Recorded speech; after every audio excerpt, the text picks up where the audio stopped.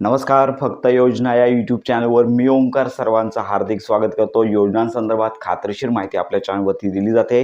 तर संपूर्ण महाराष्ट्रातील संजय गांधी निराधार योजनेअंतर्गत श्रावणबाळ निवृत्ती वेतन योजना असेल, त्यानंतर विधवा पेन्शन योजना असेल, त्यानंतर वृद्धापकाळ पेन्शन असेल, तर सगळ्यांची पेन्शन ऑगस्ट महिन्याची जमा झालेली आहे. ऑगस्ट महिन्याची पेन्शन फक्त 1500 रुपये जमा झालेली आहे. याच्यामध्ये वाढीव अनुदान देखील आलेलं नाही आहे आणि थकीत मागील 2 ते 3 महिन्यांपासून काही जे लाभार्थी आहेत यांची पेन्शन आली नव्हती. आता फक्त एक महिन्याची पेन्शन जमा होत आहे. त्यामुळे ही थकीत पेन्शन आता कधी जमा होणार याच्याच प्रतीक्षेत सर्व लाभार्थी आहेत. साधारणतः अपेक्षित होतं की ऑगस्ट महिन्याच्या पेन्शनच्या वेळी ही थकीत पेन्शन आहे ती जमा होणं अपेक्षित होतं, परंतु अजून या संदर्भात शासन निर्णयच निर्गमित झालेला नाही आहे. शासनाची तयारी सुरू आहे, परंतु मार्फत थकीत पेन्शन कधी जमा होणार आहे तर या संदर्भात अजून शासन निर्णय निर्गमित करण्यात आलेला नाही आहे. तर लक्षात घ्या की संपूर्ण महाराष्ट्रातील मॉब लक्षात घेता म्हणजेच हा जो लाभ आहे तर प्रत्येक जिल्ह्यानुसार केला जातो, परंतु संपूर्ण महाराष्ट्रामध्ये डीबीटीद्वारे हा जो निधी आहे तो निधी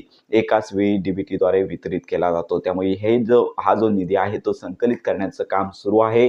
त्यामुळे अजून तरी शासनामार्फत थकीत पेन्शन जी राहिलेली आहे ती जमा करण्यासंदर्भात शासन निर्णय आलेला नाही आहे. तर सर्वात प्रथम अधिकृत महाराष्ट्राचं संकेतस्थळ आहे, तर या ठिकाणी शासन निर्णय होईल. शासकीय मान्यता मिळाल्यानंतर ही जी थकीत पेन्शन आहे तर ही पेन्शन जमा होणार आहे. तर लक्षात घ्या, आता ही थकीत पेन्शन आमची पुढच्या महिन्यात येणार आहे का किंवा त्याच्या पुढच्या महिन्यात येणार आहे का, तर याच्या संदर्भात निश्चित असा निर्णय सध्या घेण्यात आलेला नाही आहे किंवा निश्चित अशी तारीख सध्या सांगता येणार नाही आहे. कारण का ज्यावेळी संपूर्ण महाराष्ट्रातील जे लाभार्थी आहेत त्यांची थकीत पेन्शन आकडेवारी लक्षात घेता, निधी उपलब्ध होण्याची प्रोसेस सुरूच झालेली आहे. त्यामुळे हा निधी ज्यावेळी पूर्णपणे उपलब्ध होईल त्यानंतर शासनाची मंजुरी दिल्यानंतर ही जी पेन्शन आहे वितरित करण्यासंदर्भातला GR येईल आणि त्यानंतर लाभार्थ्यांच्या बँक खात्यामध्ये आधार संलग्न बँक खात्यामध्ये थकीत पेन्शन जमा केली जाणार आहे. थकीत पेन्शन येणार एवढं नक्की, परंतु तारीख निश्चित नाही आहे. ही तारीख कधीही शासनातर्फे